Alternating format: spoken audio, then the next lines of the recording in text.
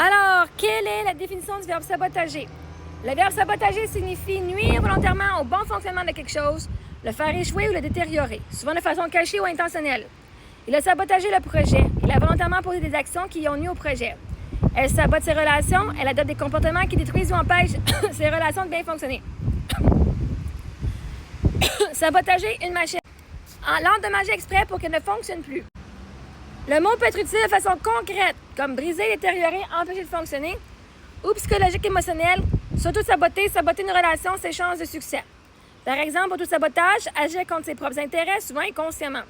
Je sabote mes chances, je fais des choix ou comportements qui nuisent à ce que je veux vraiment.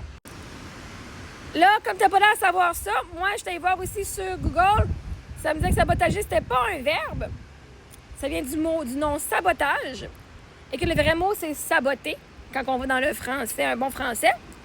Ah, mais là, j'ai été dire ça à ChatGPT. On m'a dit que sabotager n'existe pas, que c'est saboter. Fait que moi, je t'allais voir, tu avais l'air à pas savoir que sabotager, c'est un verbe. Si tu dis que c'est un nouveau verbe, c'est parce que tu crois que ça n'existait pas.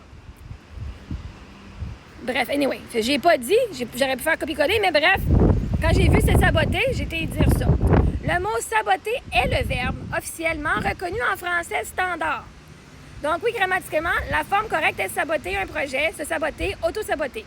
Donc, le verbe que toi tu voudrais que je t'utilise, c'est saboter. Le mot sabotager existe parfois dans le langage populaire ou familier au Québec et ailleurs. Donc, c'est un nouveau verbe pour toi parce que tu ne le connaissais pas avant. Mais c'est un verbe du langage populaire ou familier.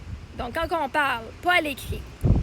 Mais il est généralement considéré comme un usage non standard ou une création influencée par des mots comme saccager, endommager, sabotage.